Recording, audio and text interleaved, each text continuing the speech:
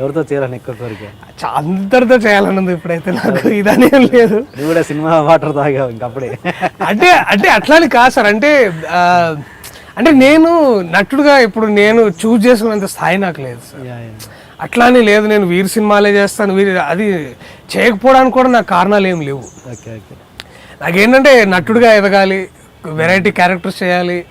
అది డిఫరెంట్ యాక్టర్స్తో చేస్తే ఒక్కొక్కరితో ఒక్కొక్క స్టైల్ తోటి ఇది తోటి పర్స్పెక్టివ్స్ చేంజెస్ ఉంటాయి, నేర్చుకునేవి ఉంటాయి. అట్లా అనుకోవడం చెప్తే లేదు అట్లేం లేదండి. డైరెక్టర్స్ లో చేయాలనుకుంటే ఎవరిది అంటే అందరిది చేయాలనుకుంటారు ఆర్టిస్ట్ అన్నాక, కానీ పర్టికులర్ గా ఫలానా డైరెక్టర్ చేస్తే ఇది చెప్తే మిగతా వాళ్ళందరూ నన్ను తిట్టుకుంటారండి, వాళ్ళ పేర్లు చెప్పలేదు. అట్లానేం లేదు సార్. అంటే నీ కెరీర్ కి నేను బ్రేక్ తెలుసుకోలేదు కానీ నెక్స్ట్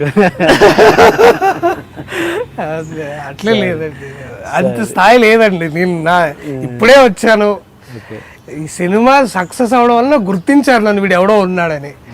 నేను అంతే సార్. ఇప్పుడు ఎవరన్నా పిలిస్తే నేను ఖచ్చితంగా వెళ్ళి మాట్లాడతాను. ఇక అక్కడి జరిగే అది అక్కడ జరుగుద్ది అంతే. అది అండ్ ఈ సక్సెస్లో నువ్వు ఎవరైనా ఒక్క వ్యక్తికి కృతజ్ఞత చెప్పాలనుకుంటే ఎవరికి చెప్తావు?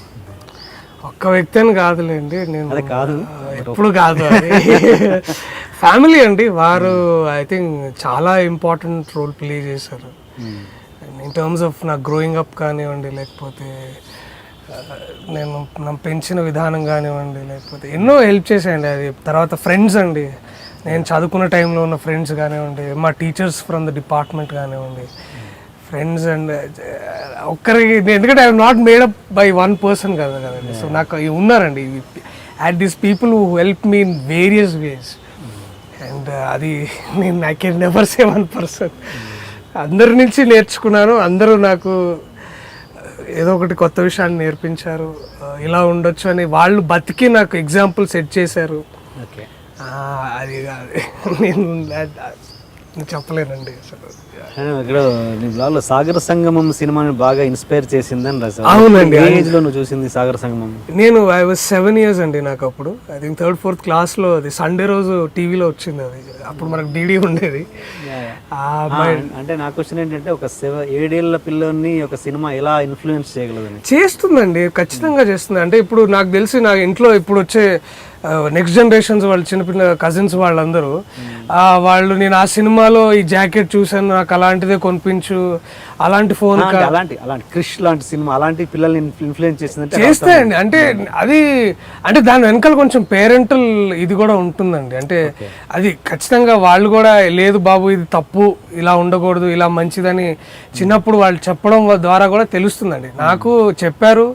పైగా నేను ఏ సినిమాలో అయినా మంచి తీసుకోవడానికి ఆ చిన్నప్పుడు అలా ఉండేది. రజనీకాంత్ సినిమాలు గారు చూసిన, స్వయం కృషి, లేకపోతే ఇలాంటి బాలచంద్ర గారి రుద్రవీణ చూసినా కూడా మంచి అనేది ఇట్ వాజ్ వెరీ, నాకు అది ఇంట్లో వాతావరణం అలా ఉండేది. పైగా మా నాన్నగారు విశ్లేషించేవాళ్ళు అనమాట.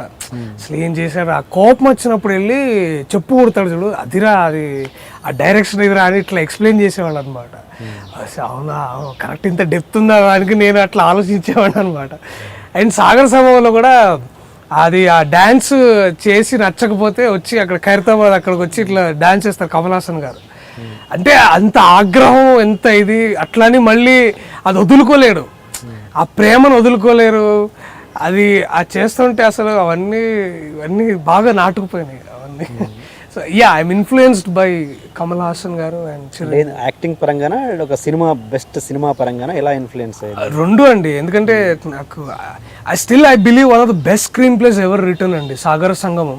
అసలు ఆ రోజుల్లో నాన్ లీనియర్ స్క్రీన్ ప్లే, అంటే ముందు ఒక అంతా కోల్పోయిన ఒక పాత్రికేయుడు వచ్చి ఏదో గొప్ప డ్యాన్స్ అని రాసుకొని మళ్ళీ దాన్ని వెళ్ళి ఎక్స్ప్లెయిన్ చేయడం, వావ్, ఐ థింక్ అది బెస్ట్ స్క్రీన్ ప్లేస్ అనిపిస్తుంది నాకు ఇప్పుడు కూడా. ఆ ప్యాకేజ్ అండి, అది it's a beautiful package of great thing. Jayaprada గారు వాట్ అ గ్రేట్ పర్ఫార్మర్ వారు. అసలు నేను ఇక్కడికి వచ్చిన కారణమే వేరు. శ్రీ బాలకృష్ణ గారి తల్లి ఆయన కళను 10 మందిలోనూ ప్రదర్శించడం, వారి ప్రశంసలను అందుకోవడం కళ్ళారా చూడకుండానే వెళ్ళిపోయారు.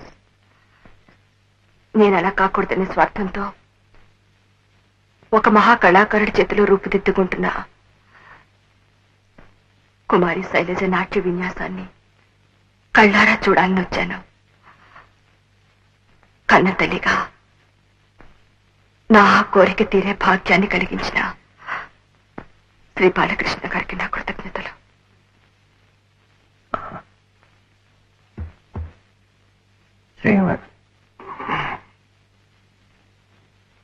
శ్రీమతి మాధవి గారు చెప్పిన బాలకృష్ణుని నేనే.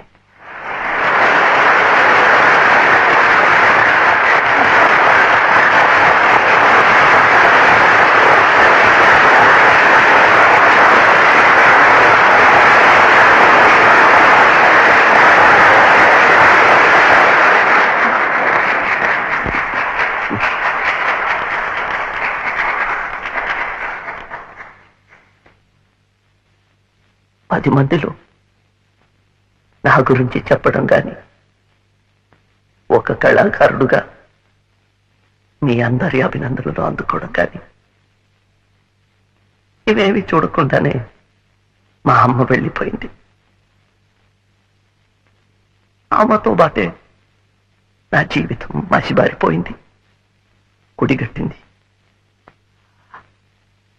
ఆ పరిస్థితిలో నుంచి నన్ను బయటకి లాగి మళ్ళీ పునర్జన్మనిచ్చింది ఈ దేవత. అందుకు ప్రతిఫలంగా ఏమీ ఇచ్చుకోలేని పేదవాడిని కుమారి శైలజ నృత్యంలో నా విద్యను ప్రదర్శించి ఆ మహా తల్లికి నా కృతజ్ఞతలు తెలుపుకుంటున్నాను. ఇట్స్ వెరీ ఇన్స్పైరింగ్ అన్నమాట. Truly inspired. ఇంకా రుద్రవీణ, స్వయం కృషి ఈ సినిమాలు కూడా బాగా బాగా అంటే మంచిగా ఇదే ఇన్స్పైర్డ్. బాగా నచ్చిన సీన్ ఏంటి సాగర్ సంగమంలో? తన పేరు తనే చూసుకుంటాడు తీసుకొచ్చి. బాలకృష్ణ ఇతను కూడా మంచి డాన్సర్ అనగానే ఆ ట్రాన్స్ఫర్మేషన్ అండి. అప్పుడు దాకా గొప్ప అండి ఇతను, అయ్యో దేవుడు అని ఎమ్మటే పేరు రాగానే ఆ కళ్ళెమ్మట నీళ్ళు రావడం, వచ్చి ఏడ్ చేసి ఎమ్మటే నవ్వడం, అది దట్ అసలు దట్ సంథింగ్ ఎల్స్ అండి. ఈసారి జరిగే ఫెస్టివల్ కి నా దగ్గర కొన్ని ఇన్విటేషన్స్ ఉన్నాయి, వెళ్తురుగాలండి. మీ దగ్గర ఇన్విటేషన్ ఉందా?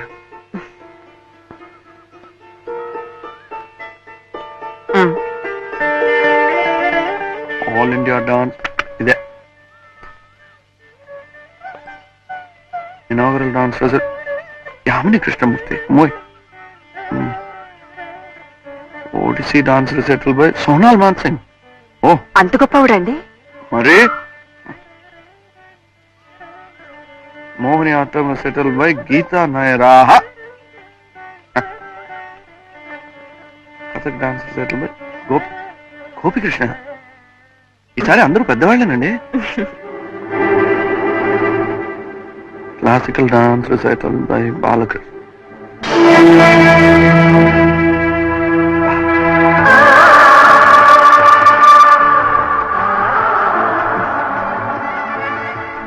ఈయన కూడా చాలా పెద్ద డాన్సరే.